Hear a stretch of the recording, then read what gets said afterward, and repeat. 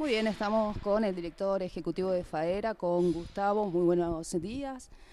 Bueno, de visita en la ciudad capital, Río Gallegos, provincia de Santa Cruz.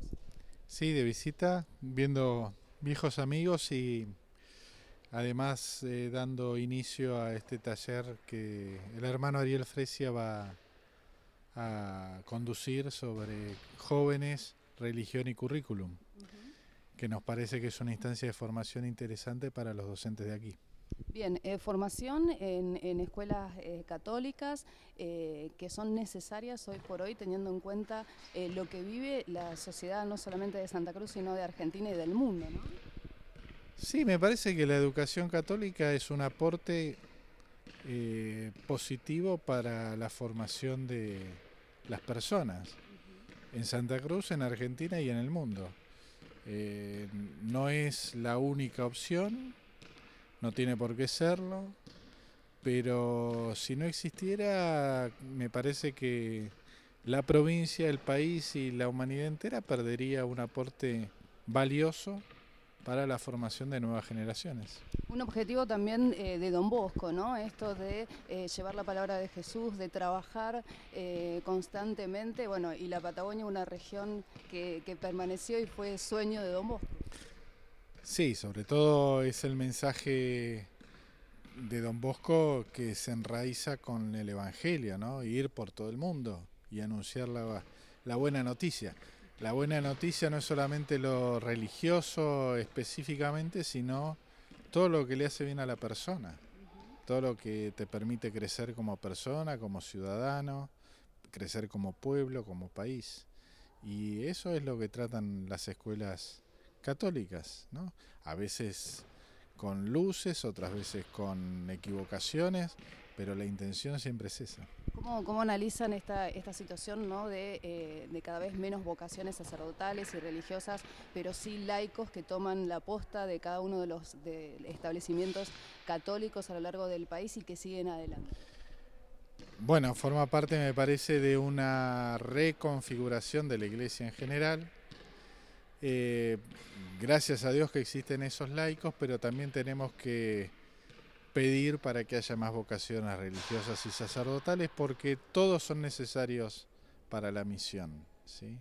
Y hoy es difícil todo lo vocacional, no solamente a nivel específicamente de una vocación religiosa, es difícil también la vocación matrimonial, la fidelidad, el sostener un proyecto para siempre. Pero bueno, son los desafíos de la historia que hay que afrontar y hay que darle respuesta. Y digo, ante esta dificultad, como decías vos, en todos los ámbitos, ante esta también surgimiento de nuevas religiones o de nuevos movimientos, el catolicismo o la educación en el catolicismo es cada vez más difícil. Sí, pero otra vez, por ahí es volver al Evangelio, ¿eh? Jesús nos pedía ser sal y luz, no nos pedía hacer el banquete, ni nos pedía ser absolutamente lo único. Lo que tenemos que hacer es tratar de dar testimonio de que hay un proyecto de Dios que es para que los seres humanos sean mejores, para que nos reconozcamos como hermanos y para que hagamos un mundo mejor. Esencialmente tenemos que volver a eso. Lo demás se va a dar por añadidura. Siempre volver a la palabra como fuente de todo. Exactamente, poner a Jesús en el medio. Es lo que el Papa nos está pidiendo, ¿eh? Saquemos un poquito la cáscara de cosas que son menos importantes y volvamos a lo esencial, que es la figura de Jesús. ¿Cómo ven la acción de los políticos en este caso ante la educación católica?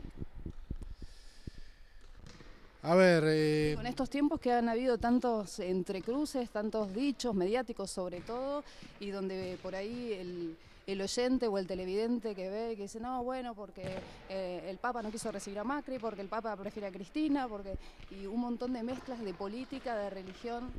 ¿Cómo bu- lo ven ustedes? bueno, como siempre hay que separar paja de trigo, ¿no?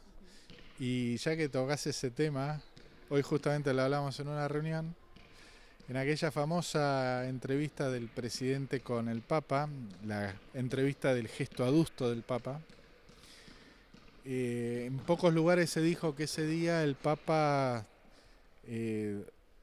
rompió con un protocolo vaticano muy antiguo y permitió que la esposa del presidente, con la que el presidente, siendo católico, no está casado canónicamente, fuera recibida en esa misma audiencia, como un gesto de deferencia, de amplitud y de lo que corresponde, que es recibir a las personas más allá de sus condiciones. Eso fue hecho por primera vez por el Papa a nuestro presidente. Y quedó lo de la cara amarga. Y eso no se supo, o no se dijo, o no se quiso decir. A ver, lo más preocupante a nivel político siempre es que los políticos, cuando los políticos se guían por encuestas o por movimientos de opinión y no por convicciones, y cuando no se propicia el diálogo sincero. Cuando se propicia el diálogo sincero uno puede tener opiniones distintas, pero siempre vas a terminar construyendo algo positivo, siempre. Cuando trabajás para la tribuna, digamos, y ahí empiezan los cortocircuitos y demás. Por eso también es importante la labor del periodismo para aclarar cosas, ¿no? Cuando se toman, digo, decisiones por parte igual de la clase política, desconociendo realmente cuál es la labor o la función social o de contención de los colegios católicos, ¿no? Sí, o además por ahí queda bien pegarle a la iglesia, o supuestamente te va a dar tinte de ser progresista. Y la cosa no va por ahí, la cosa va por cómo hacemos para crear ámbitos de acuerdo, para poder aunar fuerzas, porque los problemas que tiene la Argentina son muy profundos y muy complejos de resolver. No lo va a resolver ningún presidente solo, no lo va a resolver ningún partido político solo.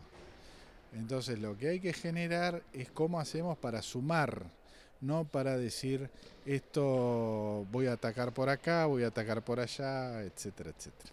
¿Cómo toman, por ejemplo, ese tema, el tema del aborto, ¿no? Que por ahí también se dijo, no, es algo que propicia el mismo gobierno en contra del Papa. También por un lado eso, por el otro lado se hizo todo un movimiento marketinero donde veíamos a muchos jóvenes defendiendo el tema del aborto, de la legalización del aborto, y donde te sentabas a preguntar, no tenían ningún tipo de argumento. ¿Cómo lo analizan ustedes?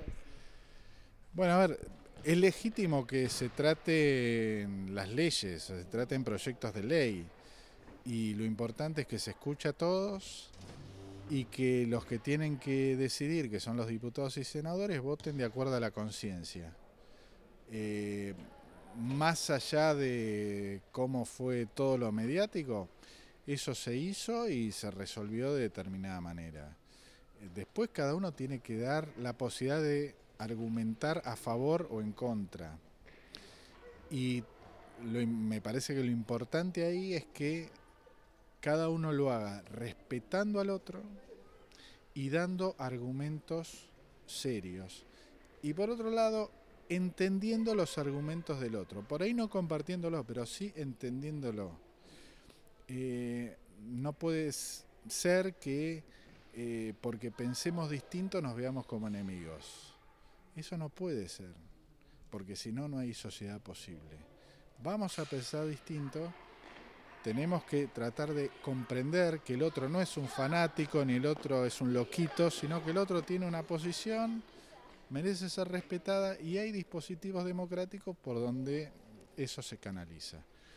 Y así, de esa forma, lo que el Papa llama la amistad social se puede construir.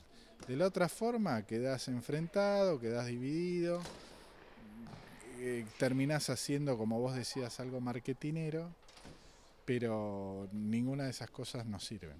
Bien, otro de los temas, y teniendo en cuenta los tiempos como han cambiado, digo, siendo egresada por ahí de un colegio católico, el tema de educación sexual.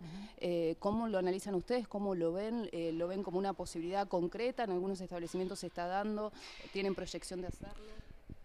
A ver, nosotros como FAERA sacamos un comunicado sobre este tema y hace 3 días la Comisión Episcopal de Educación sacó también un comunicado diciendo sí a la educación sexual.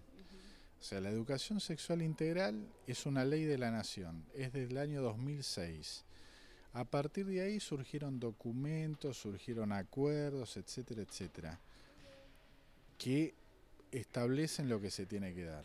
Después cada institución y cada colectivo tiene que ver si lo está haciendo muy bien, si hay que ajustar, si hay que mejorar, si hay carencias que cubrir, etcétera, etcétera. Lo que nosotros pensamos es que ni en esta ni en ninguna otra materia se puede imponer una visión única. En una sociedad plural hay que respetar las distintas visiones. Los contenidos se tienen que dar, las visiones van a ser complementarias, van a ser divergentes en algún punto, estaremos de acuerdo en ciertas cosas, y eso es lógico en un marco de pluralidad. Lo que no se puede hacer es, se tiene que dar de esta manera o con este enfoque. Nos parece que eso no sirve, no para educación sexual, no sirve para nada, para ninguna cuestión. Después cada uno formará su propio juicio y a través de su conciencia se comportará en la vida, en este tema como en otros, siempre pensando en el bien propio y en el bien de los demás, el bien común. Bien, Gustavo, preguntarte también cómo analizás el desarrollo de cada uno de los establecimientos educativos católicos. Bueno, al menos acá en Río Gallegos son 3, 4. Y bueno, hemos visto, por ejemplo, María Auxiliadora antes era solamente mujeres, después fue mixto, el Salesiano pasó exactamente lo mismo. Y de esta manera van avanzando de acuerdo a los cambios de la sociedad, de acuerdo a la demanda. Sí, uno tiene Monseñor Angelelli siempre, ¿no?, que pronto va a ser beatificado, decía, siempre hay que tener un oído en el Evangelio y un oído en el pueblo. El oído en el Evangelio es volver a la palabra siempre. Bueno, ¿qué dice Jesús? ¿Qué haría Jesús en este caso? Etcétera, etcétera. Y el oído en el pueblo es esto, estar atento a las necesidades de la gente, de las personas. Y en base a esa combinación tratar de dar respuesta. Muchas veces acertás, muchas veces te equivocás, pero es lógico porque somos seres humanos. Entonces, si acertás, te pones contento y seguís avanzando. Si te equivocás, rectificás, buscás otro camino. Lo importante es no quedarse paralizado, ¿no? Porque es como el agua. El agua cuando no corre, cuando no fluye, se estanca. Y cuando se estanca, se pudre. Entonces, hay veces que por miedo te paralizas. Y no, hay que avanzar.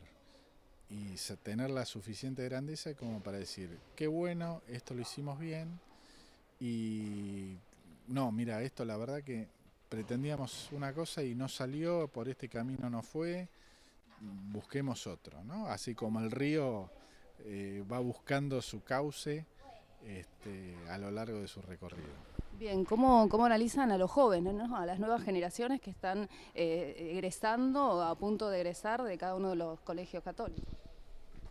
Y los jóvenes son un tesoro. Este, son no solamente la esperanza, sino que son el fruto más preciado que una sociedad tiene. Lo que sí, como toda persona, un joven tiene virtudes y defectos. Tiene cosas que consiguió y cosas que aporta y cosas que tiene que aprender. Entonces, lo que hay que, me parece, hacer siempre es estar junto a ellos, escucharlos, primero escucharlos.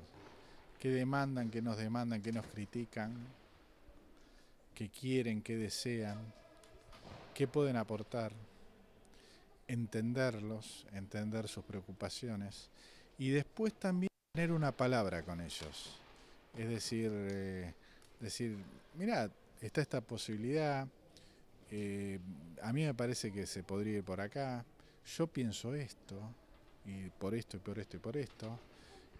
Mirá, en esto estamos de acuerdo, en esto me parece que se puede avanzar por otro lado, con naturalidad, ¿sí? Justamente ahora en Roma hay un sínodo de los obispos sobre los jóvenes y su vocación. Eso marca la importancia que tienen para, no solamente para el futuro, para el presente de una sociedad. Y sí también hay que alertar sobre la manipulación que se hace sobre la juventud, sobre la gente que no se acerca a los jóvenes para escucharlos o para atenderlos, sino para que sean objeto de consumo, para que traten de no pensar en las cosas que tienen que pensar, para que se evadan, para que no asuman su compromiso como ciudadanos, etcétera. Bien, por último, tu mensaje justamente para todos los jóvenes o alumnos de colegios católicos. Yo creo me suena grande el mensaje, ¿no?